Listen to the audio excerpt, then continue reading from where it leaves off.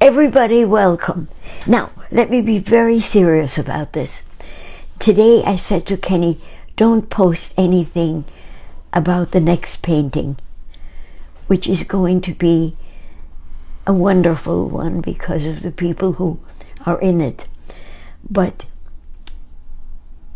this is a serious time in life throughout the whole universe. I say universe because hurricanes are coming, flooding exists, hunger exists. So it's not just war and starvation, which is like hunger. I said hunger already. It's us. So much crime, shooting in schools. And I decided that's not all there is. The problem with newspapers, no, newspapers are not as bad as television, but the problem with the news on television is all the terrible things we've done are grouped together in the headlines. And no matter what channel you turn to, the same stories exist, but no other answers. Kenny, can you reach me the magazine there, Time magazine? Thank you. So I have been looking and thinking, this is not all that we are. I need the news that tell me of solutions. And I have no stock in this magazine. It's just my daughter subscribes to it and she saves me all the issues and then we save them, and that's Time magazine. They used to have in the old days Man of the Year. Then they changed it and they made it become Woman of the Year. And for the first time ever, Kid of the Year. So they tell all the news, all the terrible things that are happening, but the solutions for all of them is us humans. And they pick the human beings who change the world. And I have one of my family whom I discovered through Facebook. And Jose is working through the UN and Panama. Jose Espinosa Bill Gray. Bill Gray was my mother's maiden name. And after the Hitler time, when we came to America, there was no knowledge of who was living and who wasn't in Europe. Her family came from Poland, and then later from Vienna, which was me. And we didn't know who was alive and who was dead. Among those 6 million Jews who were killed, a lot of them were Bill Grays. And we met a cousin named David Bill Gray, not B-I-L, but B-E-L Gray, who even wrote a book called Collecting Cousins, which he couldn't finish.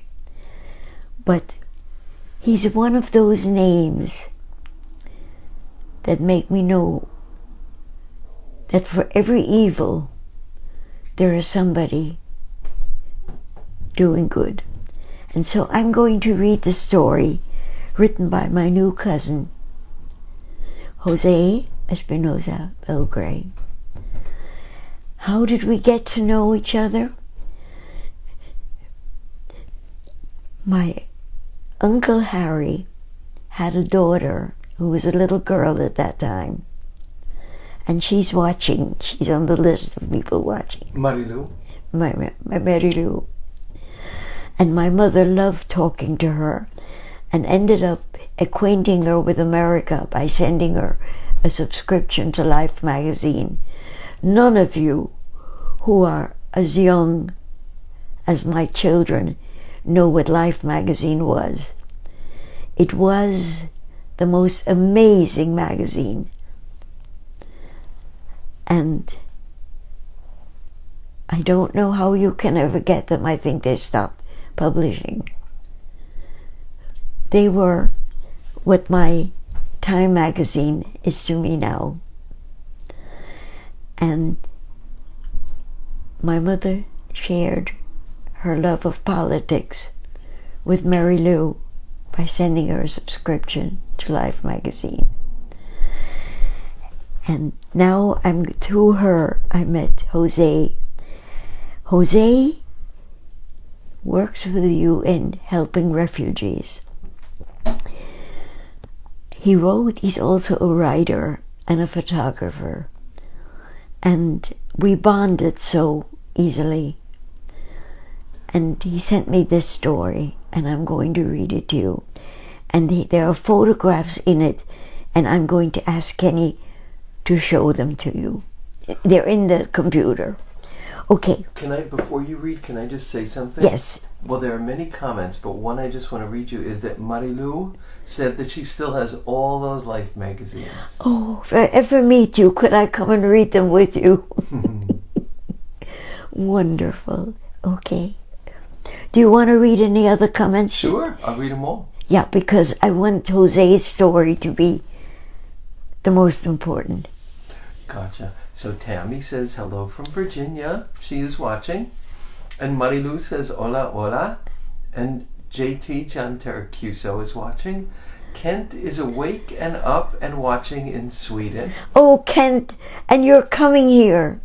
And he's sending you a heart, and he says hello from Sweden. And JT says hugs from California. Yes. And our dear Paula Lakshan is watching. And Louise E.D. Herman is watching. And Greg says that he remembers Life magazine. And Tammy says, thank you for helping refugees, Jose. And Marilu says yes. Oh, how wonderful. Okay. Oops. It disappeared. Want me to find it? No, I got it. Here we go. First, I'm going to read what he wrote to me. By the way, he calls me Tia, which means aunt. I don't know exactly how we're related. We might be cousins. You might be my nephew. It doesn't matter. You're mine. You're mine. Okay. Dearest Tia Hedy, I would like to share with you a new story I wrote that was just published on the organization's website. In the dangerous Darien Gap, first responders are the difference between life and death. I, 11OM storyteller. I think that's an 11. It was written after my trip to Darien in March. Many things have changed there since then.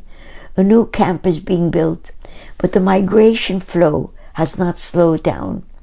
The Summit of the Americas earlier this month focused primarily on migration in our continent, finding sustainable solutions, and overall being more humane, and compassionate. I hope you enjoy the story. With love, Jose. I need you to know what Panama means to me, because my father, my mother, my brother, and I came to Panama knowing only German. We couldn't speak English. We couldn't speak Spanish. Panama took us in. And more than that, in Vienna, as in probably most of Europe, the only faces I ever saw were white. Only white. My first best friend in Panama was a Chinese girl, Lois Lee. If anybody knows of a Lois Lee with a sister, Elita Lee, please let me know. since I'm going to be 93 in a few days, and Lois would have been my age. I don't know if she's still here, but Elita might be because she was younger. Let me just say that. And Panama taught me what we lose when we segregate, because my friends were every color. There was prejudice against people who were deeply black. There was sort of, but I find that in America too. How dark is the color? The prejudice among each other exists,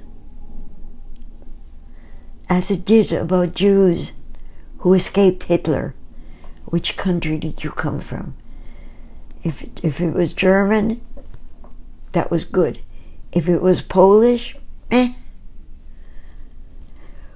Families have their own prejudices. Please change the world with me.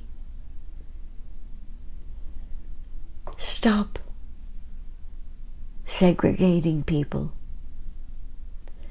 even in your own family. Because if we don't begin next to us, how can we ever have the wisdom to save our world? Okay, now let me enjoy the story. Where did I put my glasses? Are they in this pink glass case? Oh, I put them into the glass case, thank you. That's unusual. I usually don't. Okay. In the dangerous Darien Gap, first responders are the difference between life and death. And you know what? Maybe I will let Kenny read, because the pictures are here at the same time. Kenny, look. You see the people, the soldier helping? Yes, I do. Mm-hmm. You know, I couldn't print it because it's on the side on my computer. I think it's because it's not Jose's writing in here. It's right after his piece was printed.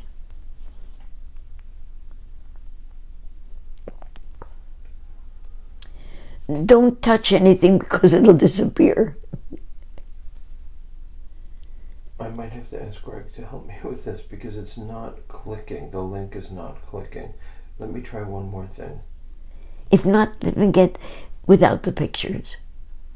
No, I don't need to even read it. I need to just give me one moment. I can do this.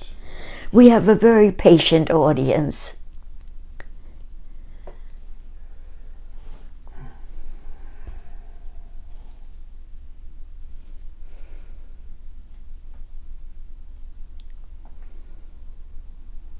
Ah.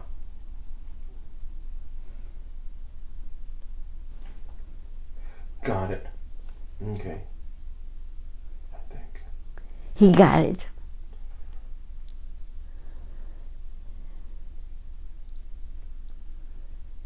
It's loading slowly, so I am going to read things that people said while it loads. It's really loading slowly. Sorry, folks. So, Amy Lauren is watching. Oh, good. Amy, I have to see you again. And she says, "Pretty lady, your cheek color matches your lovely shirt." Now, Paula Lakshan says,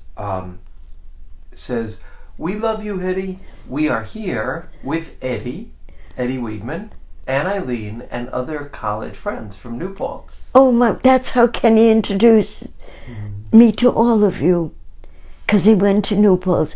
I just have to say this, okay? Sure. Kenny decided he would go to college in New Paltz. And suddenly I belong to a vast group of family members. Mm-hmm. Make believe I went to New Paltz, okay? Mm-hmm. Though from the things you did, I don't know if if all the things you people did are true. Remember, I went to Catholic school. So funny. Okay.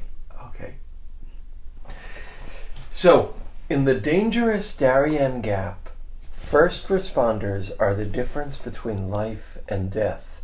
This is a USFROH officer assists a migrant arriving at a migrant reception station in Las Blancas, Panama. Migrants reach this point after traveling in a canoe from the Bajo Chiquito indigenous community, the first village they reach after trekking the dangerous Darien jungle. Bajo Chiquito, June 10th, 1922. If you slow down, you die, say those who've crossed the dangerous Darien Gap by foot. That was clear to Mariana and her husband Nelson, both from Venezuela, as they traverse the 5,000 square kilometer jungle that separates Colombia from Panama alongside other migrants. When Mariana fell and broke her left leg on one of the many steep, muddy hills, they feared for their lives. The other migrants in the group had to move forward with the guides, leaving the couple alone. As best as he could, Nelson helped his wife until they reached a small beach popularly known as the Y, a name drawn from it being a convergence point of two rivers. The rest of the group arrived days later in Bajo Chiquito, an indigenous town where they were met by officers from the Humanitarian Border Security Unit, which is part of Panama's National Border Service. The migrants alerted these migration officers specializing in humanitarian care and rescue about the woman with the broken leg and her husband who had been left in the jungle. 6 officers entered the mangrove, and after 2 days of searching,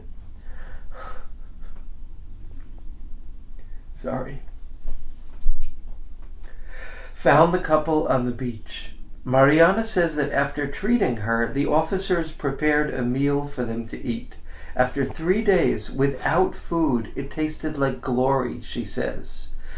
The officers camped with them that night. Sorry. I could go on reading. You might have to, but let me try once more. Yeah. But can you drink your tea? Thank you. Camped with them that night and the next morning. Took turns carrying them over the 7 kilometers of hills to Bajo Chiquito. And here they are, the couple.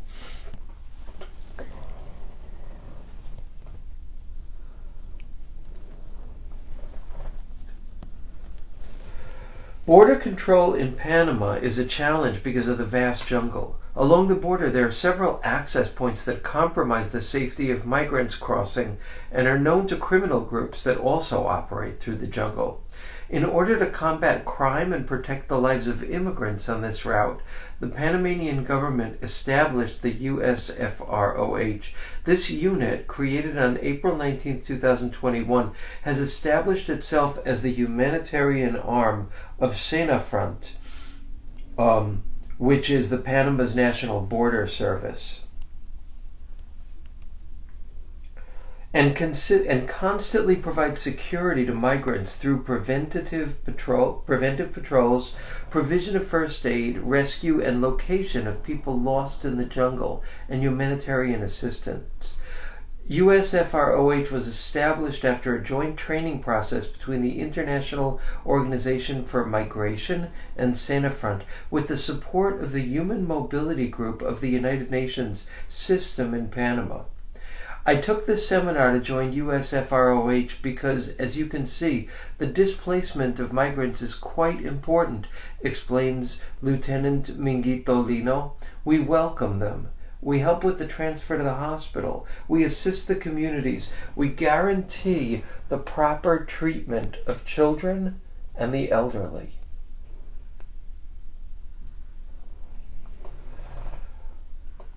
Lieutenant Lino has 26 years of experience in the police force and is part of the first 150 members of the USFROH. It is very important, and I still have to learn more. In the past, we used to see when they arrived, and we lacked knowledge of their reality. Not anymore. Now we have that knowledge, he says about the training they received. During 2021, in just 1 month, Lieutenant Lino and his team assisted 2,300 migrants who arrived in Bajo Chiquito, and Mariana and Nelson's names have been changed to protect their identity. Is that it? Mm-hmm. Then I'll speak now. Okay, do you want this back? No. Okay. Then I can take my glasses off. Oh, wait. Let me pull this up again if I can. This is Jose with the hat hanging down off his back. That's Jose. I didn't know that was... Yeah. I like his face, and you don't see the face here. I'll show you his face next time.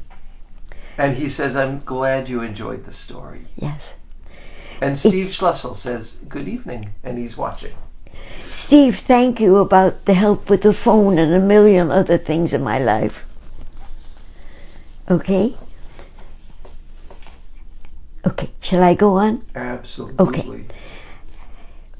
Greg one day said to me, it was at a time when I was very angry at the opposite of my political beliefs. And he said, and I wanted to find out why people believed the opposite of what I believe. And he said, when you ask people, don't just ask, listen. Really hear. Because if you try to find things out, hearing is as important as speaking, if not more. And I began to think, I really don't like to listen because I don't want to change my beliefs. I'm so comfortable in disliking this and loving that. And I began. And I got to know the people who think the opposite of what I think, and found there's always one piece of common ground. And because of my wonderful luck of being allowed to live so long, whenever I'm in a group with people, I tend to be the oldest, so they listen to me, which is a gift. And I can also, and this is the best part of it, I can tell young men, I love you, and I'm not considered a cougar. A cougar. Cougar? Is that how do you say it? Yes. Yeah. In other words, I can love people without being sexy. Okay? And that's a gift, because all my life, besides having very strict parents, I also went to Catholic school in Panama. And I know all the rules. And suddenly there are no rules because I'm not going to attack anybody at 93. I love my life. But I decided that I was going to remove myself from only hearing the things that I'm trained to hear. And I'm working on it. I realized that if somebody says something to me, I hear through my knowledge, but they're speaking through theirs and to theirs. And I've decided I need to learn other people's lives. I don't mean lives, I mean thoughts. And very slowly, it's very difficult. I think it's washing off lots of layers of who I am. And I'm able very slowly to understand different languages of what somebody means because it's filtered through them. And it's given me an awareness. If somebody hurts me, I'm able to realize what their background of knowledge is. Maybe they see an old white woman as somebody dangerous because they had been somebody in their lives who hurt them. For years, there was a girl in school with a huge chin, an angry chin. And whenever I would see somebody with an angry chin, I would be afraid of them. Do I have time to say another minute? Okay. When I was teaching art in the Nassau County Jail, and I've told this story before, but a lot of you are a new audience to me. There was this woman, this huge, angry woman with a big chin, I was teaching there for 5 years in the Nassau County Jail. And she was constantly in, because if somebody said something that she didn't like, she would throw them and end up back in prison. And I love teaching this way.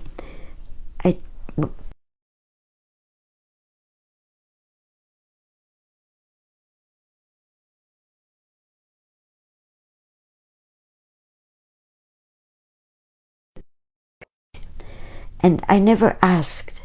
I loved seeing the things, but I didn't want to impinge on their privacy. And I looked at it. And it was this delicate, beautiful tree of a few lines, just a few lines.